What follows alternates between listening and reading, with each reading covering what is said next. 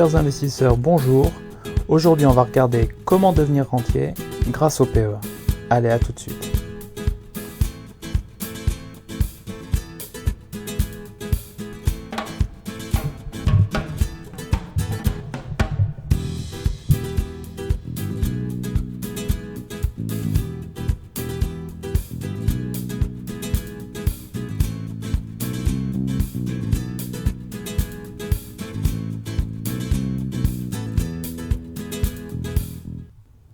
Alors, quel est l'intérêt d'investir régulièrement par rapport régulier? Investir au fil du temps est une stratégie gagnante, que l'on commence à investir sur un point bas ou sur un point haut.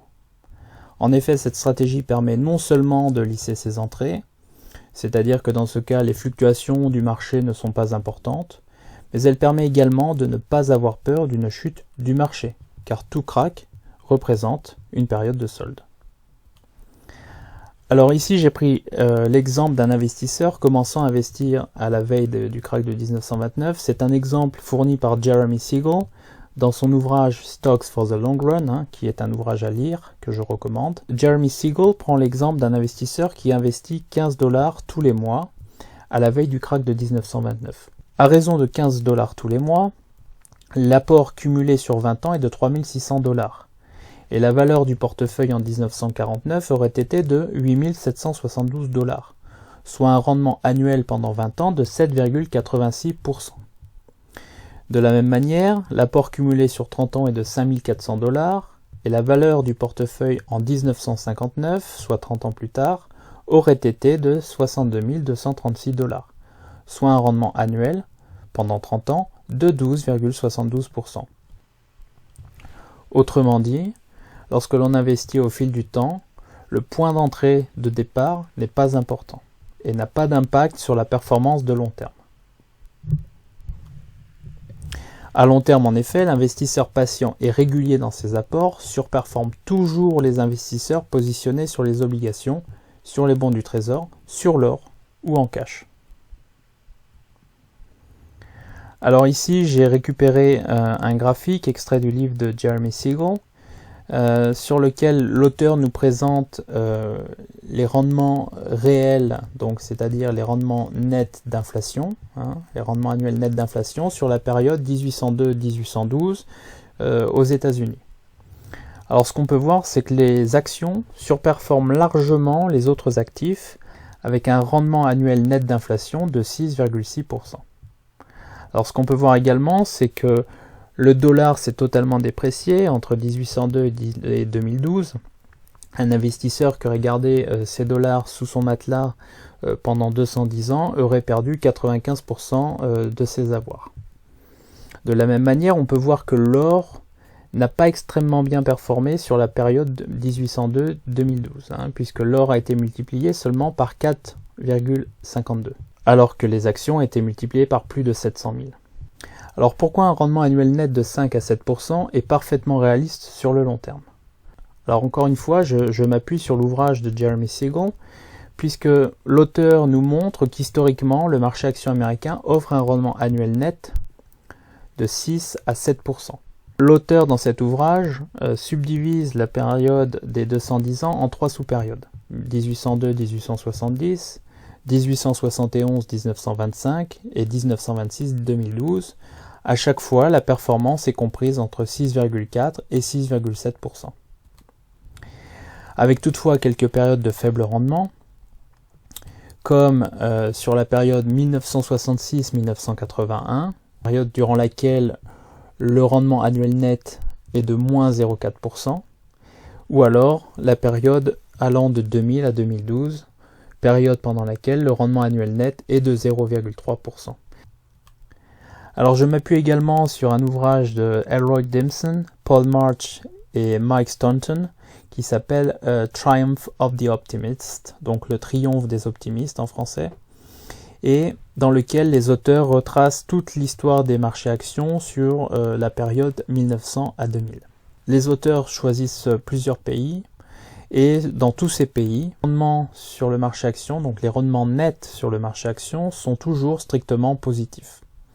Que ce soit en Belgique avec un rendement annuel net de 2,5%, en France 3,8%, au Japon 4,5%, mais aussi et surtout au Royaume-Uni avec des performances de 5,8%, aux Pays-Bas 5,8%, aux États-Unis 6,6%, et comme on le voit en Australie et en Suède, le rendement annuel net a même atteint des performances de 7,5 et 7,6%. Alors, le rendement annuel net moyen des 12 pays ci-dessus est de 5,15%. Donc on est encore une fois dans la fourchette 5 à 7% de rendement annuel net. Alors dans cet ouvrage, les auteurs nous démontrent que sur 100 ans, donc sur très longue période, les actions surperforment toujours les autres actifs, et ce, dans chacun de ces pays. Alors, bien entendu, la bourse n'est pas nouvelle, comme on peut le voir ici sur ce tableau extrait de ce livre, qui est lui-même extrait d'un article de Gutzman et Jorion de 1999. La création des marchés actions, des bourses, remonte au XVIIe siècle, notamment avec la création de la bourse néerlandaise en 1611, puis la création d'une bourse en Allemagne en 1685, et on peut voir également que la bourse en France a vu le jour en 1724, soit bien avant la Révolution française.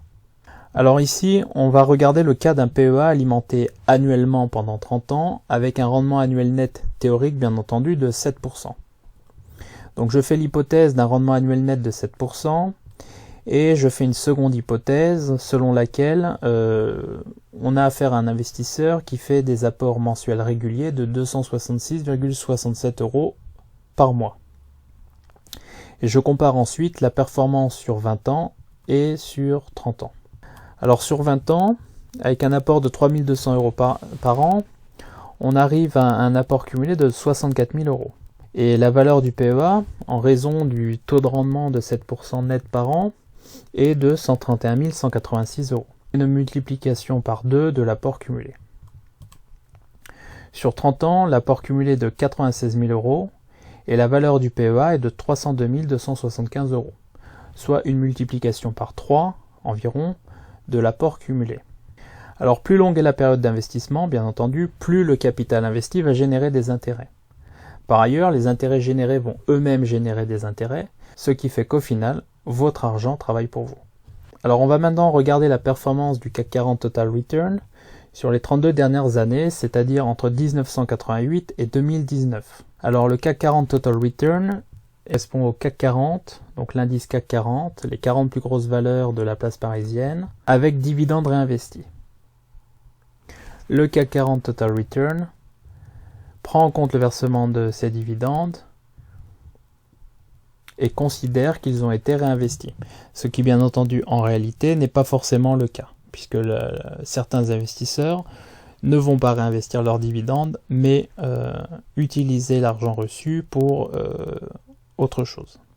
Alors sur les 32 dernières années, seuls 7 ont connu un rendement négatif. C'est-à-dire que près de 80% des années sont haussières, quand environ 20% des années sont baissières. La pire année a été 2008, avec une chute de 31% de l'indice. Tandis que la meilleure année a été 1988, avec une hausse de l'indice CAC 40 Total Return de 82%. Et on peut voir de très belles années en 1998, plus 27%, en 1999, plus 43%, mais aussi en 2009, 38%, et plus récemment en 2019, plus 24%. Alors ici on a la performance du CAC 40 Total Return, donc toujours de 88 à 2019, mais sous forme graphique. L'indice valait 1000 points au lancement en 1988 et vaut désormais 16 242 points, soit un rendement annuel net de 9,1% par an depuis la création de l'indice CAC 40. Alors encore une fois, il est bon de rappeler que l'indice CAC 40 Total Return prend en compte le réinvestissement des dividendes. Cependant, dans la réalité, les dividendes ne sont pas forcément réinvestis. Donc c'est une valeur qui reste quand même théorique. Cependant, ça caractérise la performance d'un investisseur qui aurait lui-même réinvesti ses dividendes. Alors, ici on va regarder le cas d'un PEA répliquant justement le CAC 40 Total Return.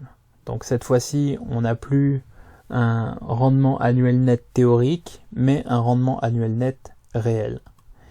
Et donc, on va regarder le rendement réel net d'inflation du CAC 40 Total Return, c'est-à-dire que dans ce cas, on prend le rendement pour chaque année et auquel on va soustraire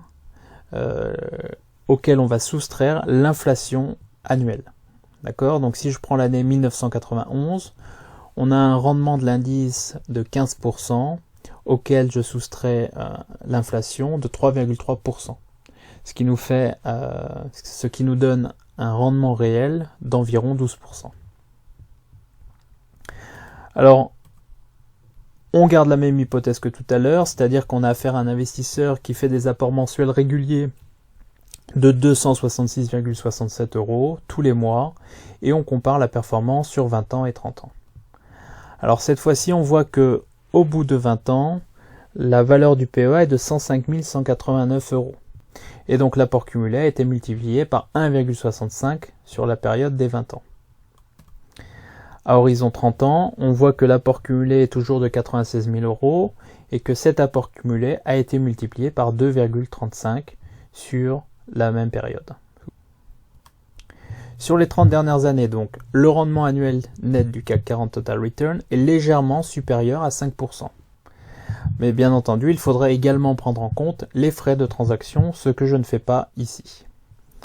Que l'on regarde les données américaines, présentées dans le livre de Jeremy Siegel, que l'on regarde les données concernant les différents pays du monde, ou que l'on regarde la performance du CAC 40 Total Return, on arrive toujours sur une performance, donc sur un rendement annuel net compris entre 5 et 7%. Et ce, d'autant plus si on possède un portefeuille diversifié, et notamment diversifié à travers le monde. Alors le grand avantage du PEA par rapport au compte titre. Sur un compte titre, les plus-values réalisées sont taxées à 30%, et ce depuis la mise en place de la flat tax. Sur un PEA en revanche, les plus-values réalisées ne sont pas taxées durant la vie du PEA. De la même manière, sur un compte titre, les dividendes perçus sont taxés à 30%, également depuis la mise en place de la flat tax. Sur un PEA, en revanche, les dividendes perçus ne sont pas taxés. Cette différence de traitement offre donc un avantage conséquent au PEA. La somme non taxée peut être réinvestie, ce qui permet à celle-ci de générer des intérêts composés, et ce pendant toute la durée de vie du PEA. Alors comparons deux portefeuilles. Ici on a un PEA et un compte titre. Donc en investissant 3 200 € par an pendant 30 ans, un rendement net de 7% sur un PEA, on arrive à un portefeuille de 302 275 €.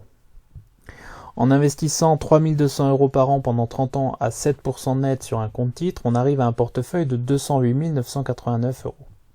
Donc on voit qu'on a une différence de près de 100 000 €, ce qui est quand même énorme. La différence est d'autant plus importante lorsque l'on souhaite utiliser son PEA pour percevoir une rente, notamment si l'on se focalise sur un portefeuille à dividendes. Alors avec un portefeuille PEA de 302 275 € offrant un rendement de 5%, la rente perçue est de 1043 € net par mois. Avec un compte titre de 208 989 € offrant un rendement également de 5%, la rente perçue est de 610 € net par mois. Au final, après 30 ans, le PEA offre un capital supplémentaire de 100 000 € et une rente supplémentaire de 433 € par mois. Alors, à quelle échéance peut-on devenir rentier? Alors bien entendu, tout dépend des facteurs suivants, de son profil d'investisseur, est-ce qu'on va plutôt être conservateur ou dynamique, par exemple, de ses objectifs. Alors on n'a bien entendu pas tous les mêmes objectifs. Certains vont avoir envie d'avoir un peu d'argent de côté à l'âge de la retraite. D'autres vont avoir envie d'avoir une rente à l'âge de la retraite. D'autres encore vont avoir envie d'être rentier avant l'âge de la retraite. Donc vraiment ça dépend des objectifs de chacun. Ça va également dépendre de la capacité d'apport, 1 000 € par an, 3 000 €, 5 000, plus. Donc ça va vraiment dépendre de la capacité d'épargne de l'investisseur. Et de sa volonté d'épargne aussi, ça c'est important. Mais j'en reparlerai dans de prochaines vidéos. Ça va enfin dépendre de l'horizon d'investissement, 15 ans, 20 ans, 30 ans. Ça va également dépendre de la composition du portefeuille, c'est-à-dire est-ce que j'ai un portefeuille concentré, d'accord, c'est-à-dire avec peu de titres, ou bien est-ce que j'ai un portefeuille diversifié, c'est-à-dire est-ce que j'ai beaucoup de titres différents et bien répartis à travers le monde et en termes de secteurs dans mon portefeuille. Et enfin, ça va dépendre bien entendu du type de gestion.